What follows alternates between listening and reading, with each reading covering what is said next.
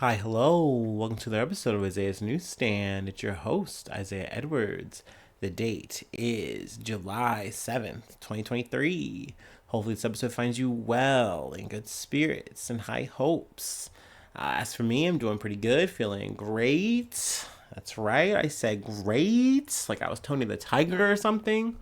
Let's see here. We made it to Friday. Happy Friday. Woo woo. Overall, work was solid. It was one of those days where I was glad to just kind of have consistent work, but I was just so like my mind was just ready to go. I was sleepy since the jump. I came in tired, but yeah, it was a good day. Overall work was solid. Also, bit of personal news, but just thank you to all of the people who come through and listen. Whether you're a consistent listener, you're a new listener, you're someone who just comes in here and there.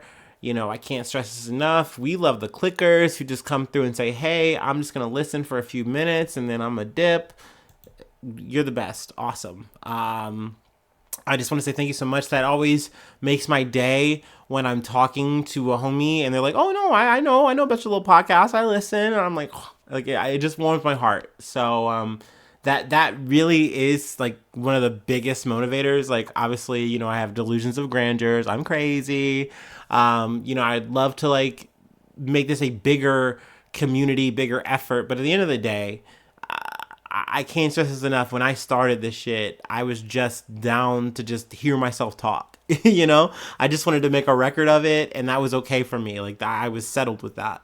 So the fact that I have a little bit of a little following, I just think that shit is so cool, and I just big ups to y'all. Can't stress that enough. That being said, I'm gonna do my standard light up, if you know what I mean.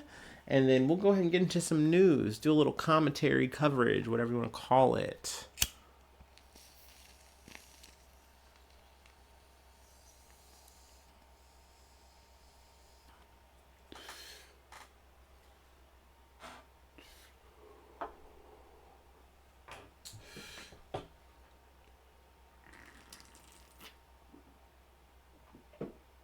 All right. Our first article comes from Law and Crime. Let's see here. And I gotta say, this was a trigger warning for me. Like this was a really icky fucking thing to talk about, but it is a big update that I wanted to do some coverage for, and just try to do as much of a catch up as I could. But yeah, this is also as much of an Indiana story, but also an Ohio story, which is big focal point because like I realized like how much about the abortion part of this I was so focused on going into the article, and now that we're like dealing with like the trial part, I'm like, oh my gosh, like that's so like, all right, let's just get into it. A hard pill for this court to swallow. Judge says child rapist and high profile Indiana abortion case has a chance of excuse me, has a chance of parole only because victim's family begged for the sentence. So I gotta say, I'm definitely probably gonna miss some notes here. This was one where I didn't want to stare into the abyss all the way down. I just didn't. And this was a heavy case. Like I said, I kind of realized like at the top of it, like the conversation about abortion was just so big. Like the idea of Ohio being like, no, yeah, we want to have this new policy in now that we're in a post Roe v. Wade world, and we're gonna enforce it here. And literally, this family, this person was so scared that they were in this shitty, fucked up situation. They had to go and cross state lines to have an abortion because they couldn't have it in their own state that they were at. And this story came because it was leaked by the person who actually wound up doing the abortion, who was Caitlin Bernard.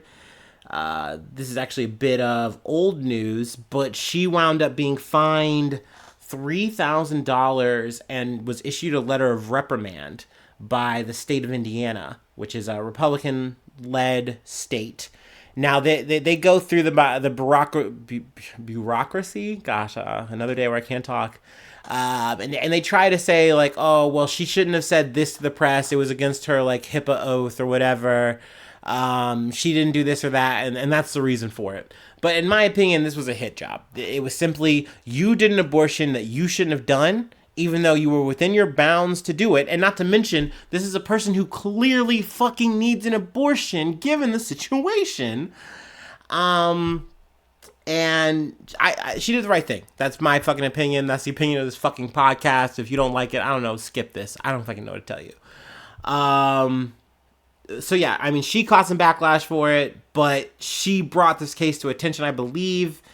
And I mean, this shit was a fucking doozy, dude. The fact that I believe that this person was staying with the family. I think he was even dating the mother, and then he does this.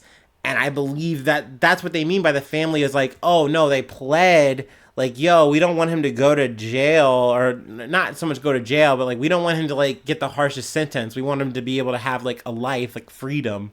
So essentially they said, okay. And more or less the judge was like, okay, I won't comment further. The family says, hey, like, we want this as kind of part of the plea agreement. Like, you kind of hold back here. We don't normally do that around here, but fine. Like, in accordance with what the family wants and the plea deal, fine, cool. And they just sentenced him to 25 to life with the possibility of parole. I think essentially they were going to throw the book at this person. Also, this person is a migrant, so there is a chance that, you know, they are going to get deported. So there's that part of it too. But I mean, yeah, this shit was a whole fucking mess. And I kind of just, I don't even know if you want to call it repression. I just didn't really want to talk about this shit. It's just fucking just gross. But yeah, this was an update I definitely wanted to do coverage on. So I figured, hey, we'll throw it up here. We'll talk about it a little bit.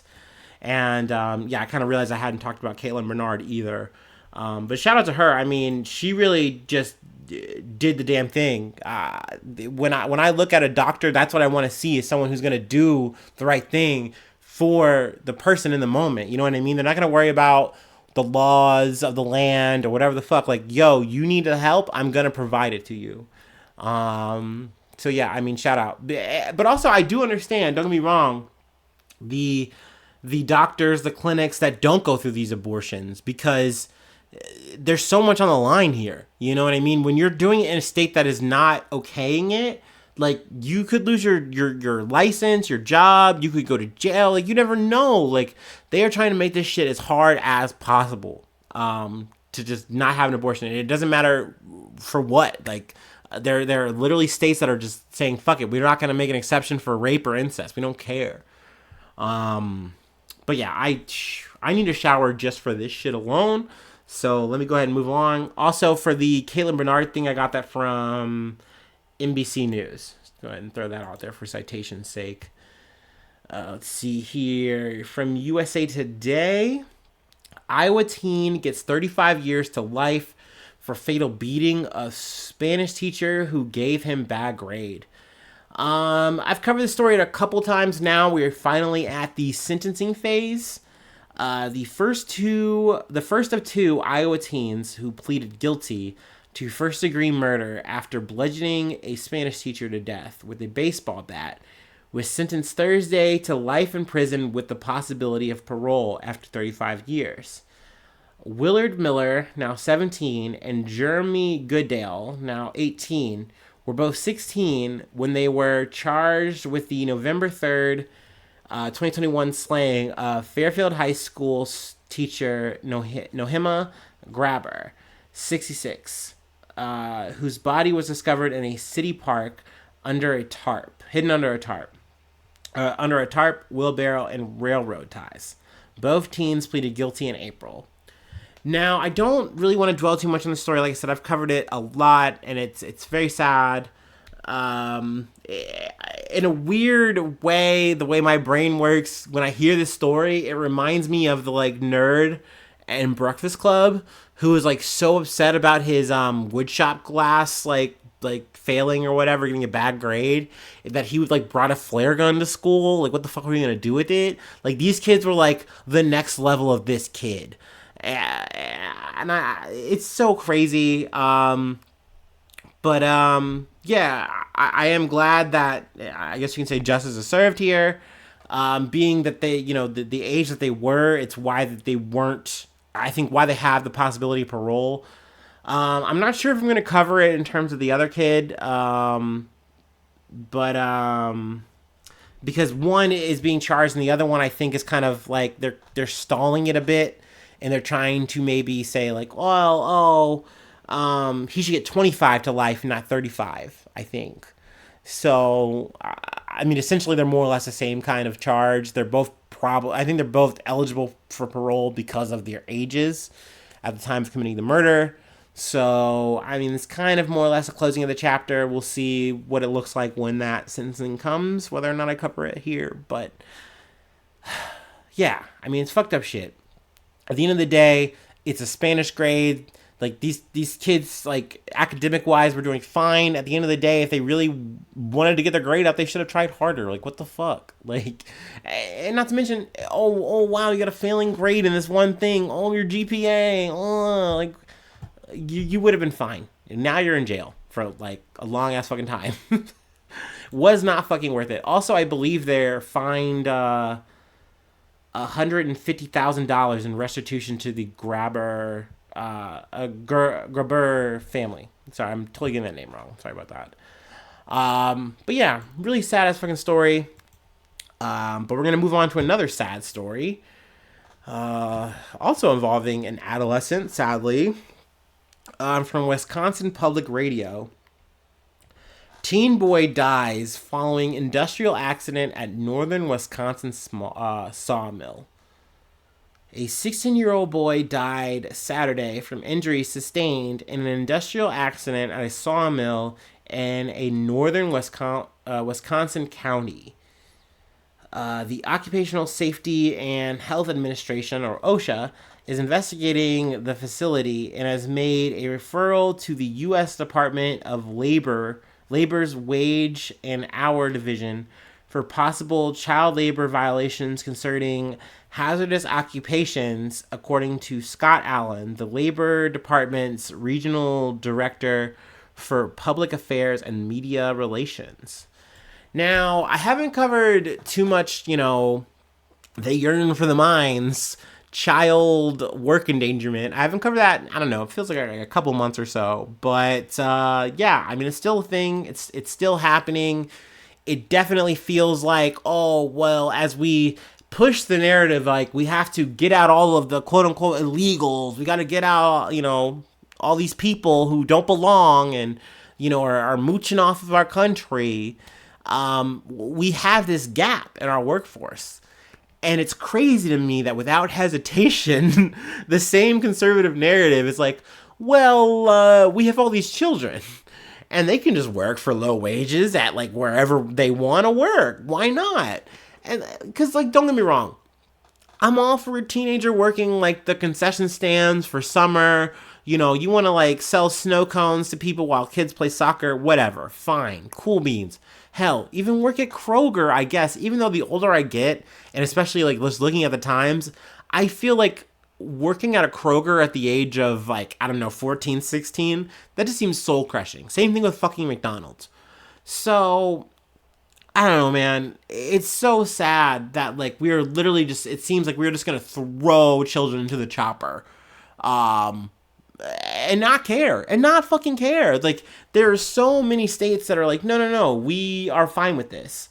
The death comes amid a push over the last 2 years to loosen regulations governing what jobs minors can perform in the workplace. Lawmakers in 14 fucking states, including Wisconsin, have proposed rolling back child labor laws, according to the nonprofit Economic Policy Institute. I mean, that shit just fucking blows my mind. Also, I was able to find the name of the teenager who died. His name is Michael Schuls. I actually have him in the thumbnail.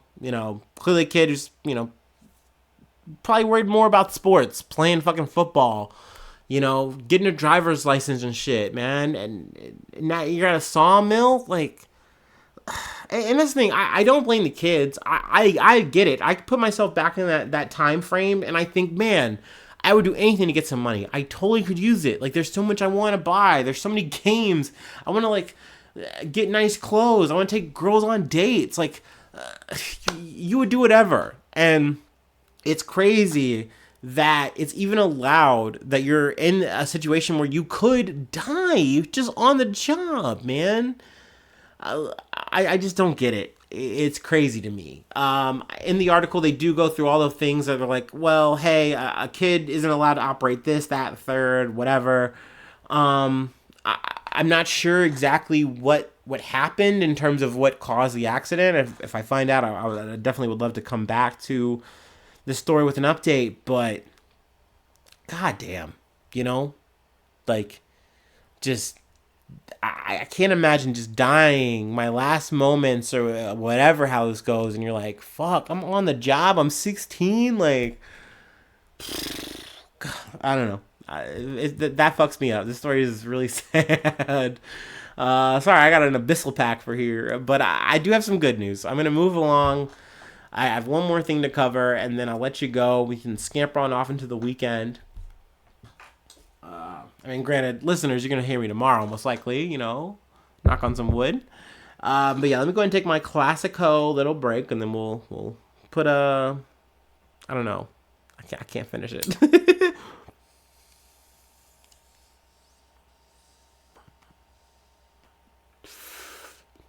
We'll put a period on this sentence.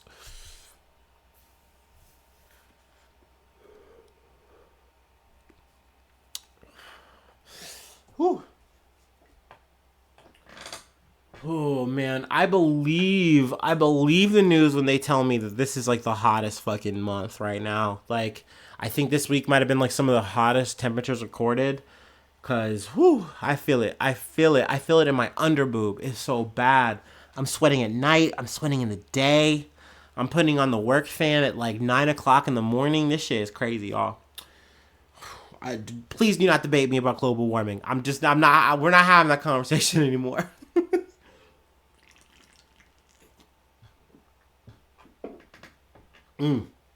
Okay.